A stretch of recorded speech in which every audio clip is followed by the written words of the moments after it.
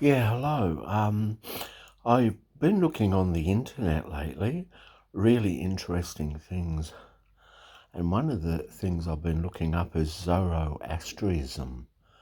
And it's one of the oldest monotheistic religions, older than the Old Testament. Zoroaster, he used to teach that there was only one God and that. Another thing I've been looking into, which is really interesting, is a YouTube channel called Caesar's Messiah, and they claim that the Romans wrote the Gospels as a weapon. Jesus was invented as a weapon to pacify the Jews because the Jews had the messianic movement going in Palestine, and they're very violent. Have you read the Old Testament? Crush, kill, destroy, conquer, very violent. And the Jews were looking for a Messiah. And in 70 AD, Flavius Titus, the Roman Caesar, he captured Jerusalem. And one of the things they took was the Old Testament, the Hebrew Scriptures. And they kept it in Rome and they studied it and studied it. And there was a Jewish historian called Josephus Bar Matthias who they captured, and Vespasian quite liked Josephus because Josephus said, "Oh, there's a prophecy about you in the Bible," and Vespasian said, "Oh, that's pretty good, you know." So what happened? They captured the Jewish scriptures, and what the Romans did, they went all around Rome getting any Old Testament books of the Bible and destroying them, just destroying all books of the Bible. And that's why some Jews hid the Dead Sea Scrolls in a cave, and they left them there in a cave. And it's really interesting because those Dead Sea Scrolls have been untouched by the Roman propaganda or anything. And with the Flavians, with Titus Flavius, they and the Flavian family in Rome, they studied the Hebrew text and all the messianic prophecies, and a lot of scholars think that they invented Jesus, and how they did it was by copying the Hebrew scriptures. For instance, if you read in the Hebrew scriptures, Pharaoh killed all the male children in Egypt. In the New Testament, Herod killed all the baby boys. It's very Moses was in the wilderness for 40 years, and the Israelites were tempted by bread, the manna from the sky. Jesus was tempted in the wilderness for 40 nights by the devil, and the devil said, "Hey, give you bread," and Jesus said, "Thou shalt not should live on, bread." And what happened? If you read in the writings of Josephus, who was a Jewish historian, and he wrote the books on the wars and the Jews, in on the Sea of Galilee, the Romans attacked a boatload of Jewish people, and the ship sank, and the Romans were fishing for them with spears, and Jesus wrote, "Fishers of men, I'll make you fishers of men," where Titus said, "Fish those Jews out of the water." Also in the writings of Titus Bar Matthias, the Roman legion came across a mob of Jewish rebels, and the Romans drove the Jewish rebels over the cliff. Now, in the New Testament, Jesus meets a demon-possessed man, orders the demons out of this possessed man. Demons go into a herd of swine over a cliff. In the writings of Titus, Josephus writes that Titus got all the fruit trees outside the wall of Jerusalem cut down. And in the New Testament, Jesus says to a fig tree to wither and die. If you know, any tree that doesn't produce good fruit gets cut down and thrown in the fire. Very similar. In the writings of Titus, Josephus writes that when Titus Caesar rode into Jerusalem after 70 AD, when they conquered the city, people were yelling out, "Son of God," Titus, Roman Caesar, son of God, and he thought he was. And the Romans fired stones with a catapult over the walls of Jerusalem, the stones, and there was Jewish watchmen who would cry out, "Stone coming, incoming, rocks, stones." And in the New Testament, Jesus rides on a donkey into Jerusalem. Everyone says, "Son of God." And the Pharisees say, "Hey, you see what your disciples are saying? Tell them to shut up, you know." Jesus says if they didn't say anything, the stones would cry out.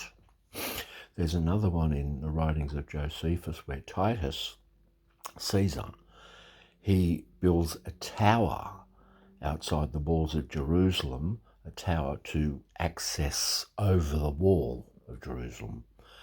And because you know the Jews build a wall around Jerusalem, he built a tower to access the walls.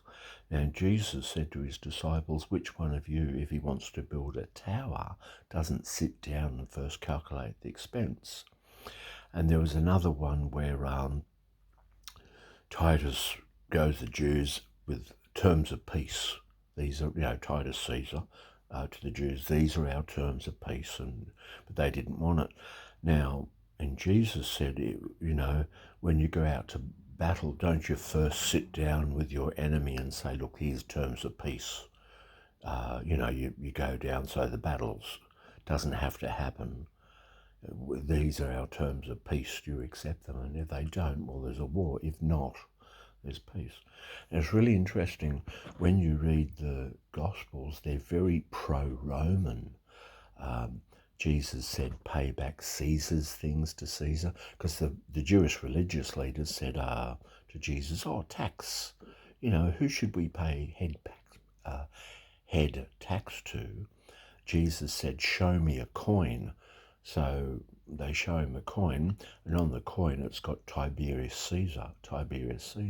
Jesus said, pay back Caesar's things to Caesar, God's things to God's. In other words, pay back taxes to Rome. And interesting enough, Caesar, Titus, Flavian, the Caesar at the time, all people had the right to worship whatever god you wanted. The Romans didn't care what gods you worshipped. You were free to worship any other god. Any gods in Rome, you were free to, have your own religion.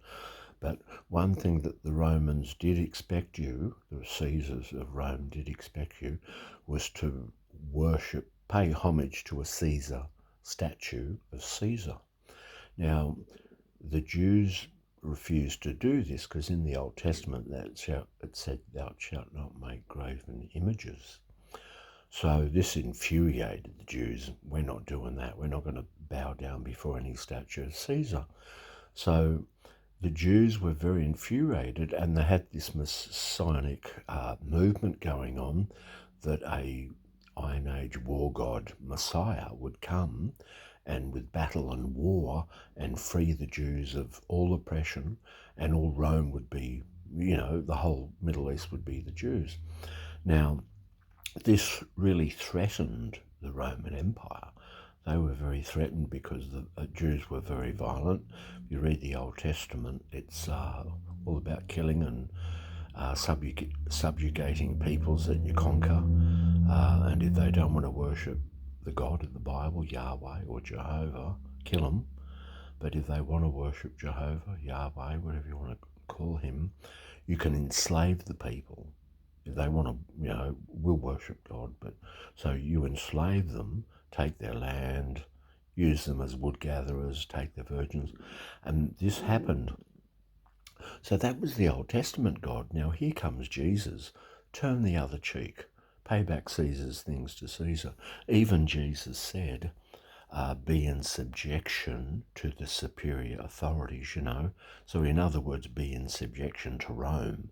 Love your enemies. If they're hungry, feed them. So this was all peace. And it's really interesting when you read it. There was another thing in Titus, in the writings of Josephus and Titus, the war campaign, the war on the Jews and the Romans. After battle, Titus and Josephus, after a war, they come back to Rome, and on the way to Rome, there's 3 men being crucified on a cross. And Josephus says to Titus, "Oh, let them go free, let them go free, let them down off the crosses." So Titus, who liked Josephus, you know, he was part of the family, they let these 3 men down from the cross. 2 of them died, 1 survived. So that sound familiar? And it's really interesting when you think of it.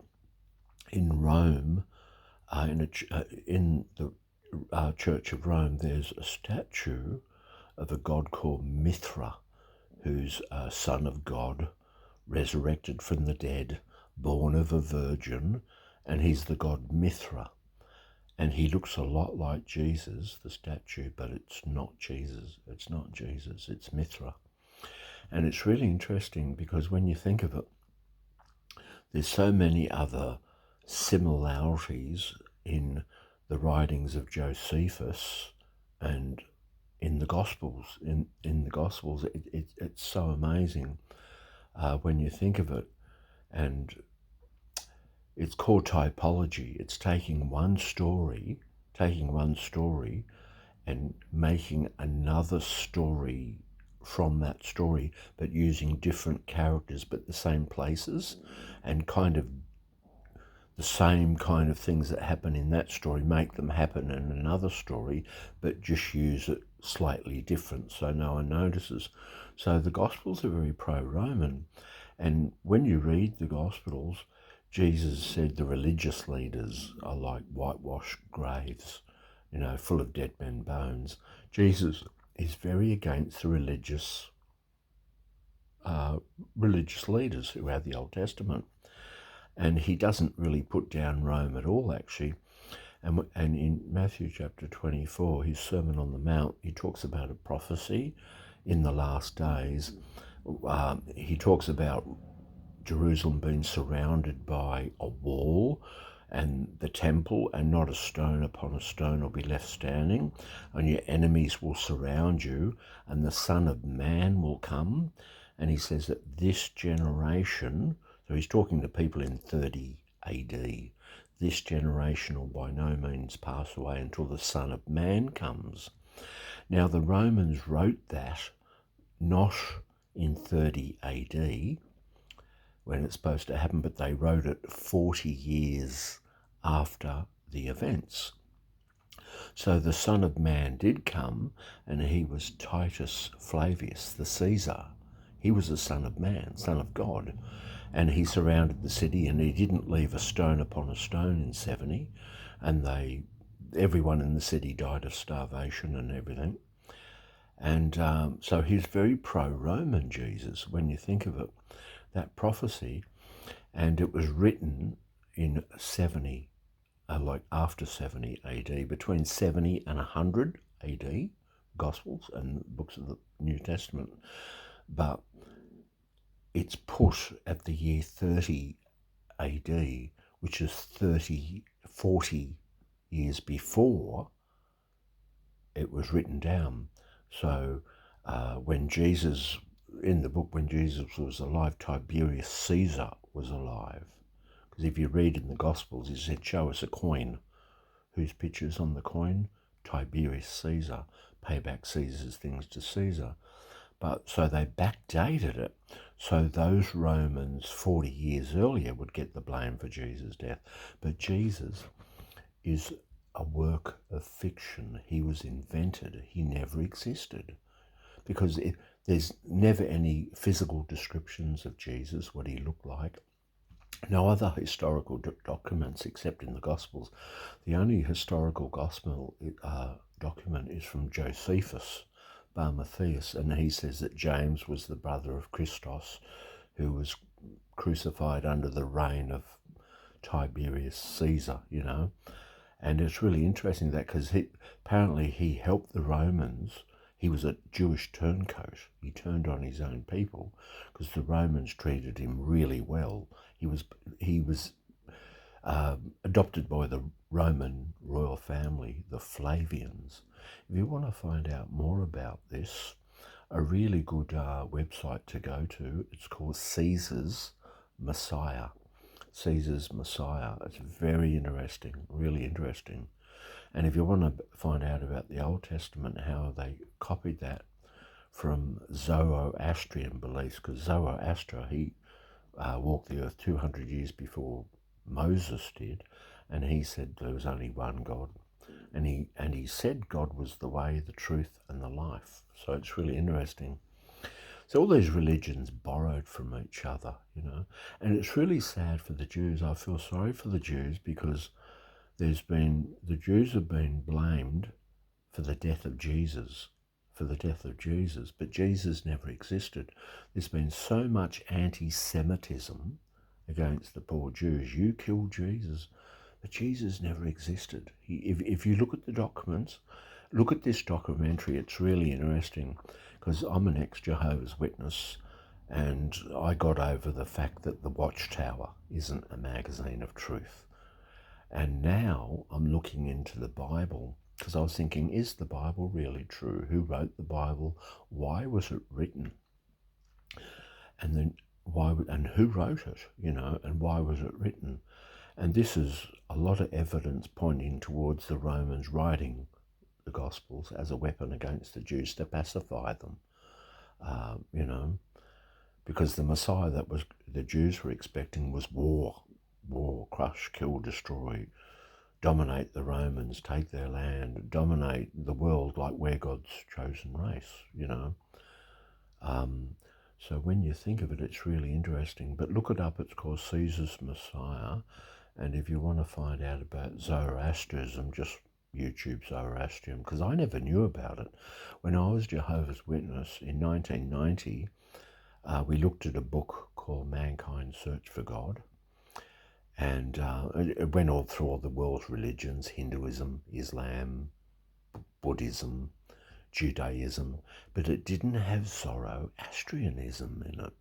And now I know why, because Zoroastrianism is the world's oldest monotheistic religion, saying there was only just one God. And he's the way, the truth, and the life. So it's very interesting how they borrowed from each other. So look at that Caesar's Messiah. That is really interesting because it kind of opened my eyes and think, really?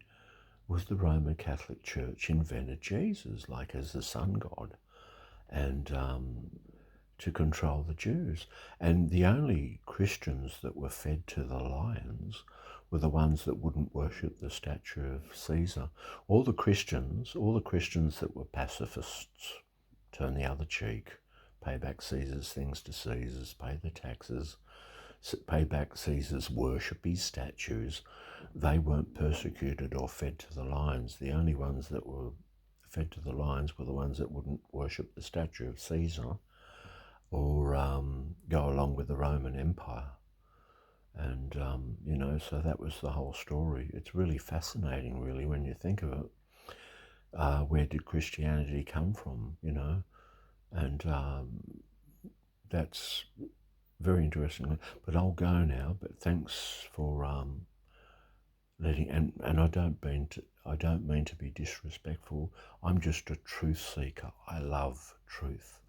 You know, I've been misled by the Watchtower, and so many people get misled by religion. It has misled so many people. And I'm a spiritual person. I believe there is some mysterious force out there that's responsible for all this. There's something, but I don't know what it is. And I don't think anyone really does know what it is. And this mysterious force, I haven't discovered yet. I haven't discovered. Maybe one day when I die, maybe, I don't know. Maybe there's some other realm, some other dimension we go into. I have no idea. I am spiritual and I love truth, but I don't know. I'm not saying there is no God, no creator. I'm not saying that at all, but all I'm saying is I don't know who it is or what it is and what its purpose is. And I don't know why I'm here, why you're here. I don't have any answers, but I'm open to discovery. I want to discover things, and maybe mankind will discover these mysteries as centuries roll by, maybe, but maybe not. So we don't know. We don't know. All we can do is be nice people, and you can be a really good moral person without religion. But if you are religion, it comforts you. There's nothing more comforting to know that if your loved one dies, you're going to see them in a better place. That's a beautiful thought. You're going to see your loved one again. That's very comforting for the grieving. Where atheism, no, we're never going to see them again. That's all there is. That's not very comforting, even though it may be true. That may well be true, but we don't know. So I'm not bagging out religion. It has its place. But I'm a truth seeker and I want to know. And I don't know. That's the thing. I just do not know. I don't know at all. At all. But by and by, and have a lovely night. Bye then.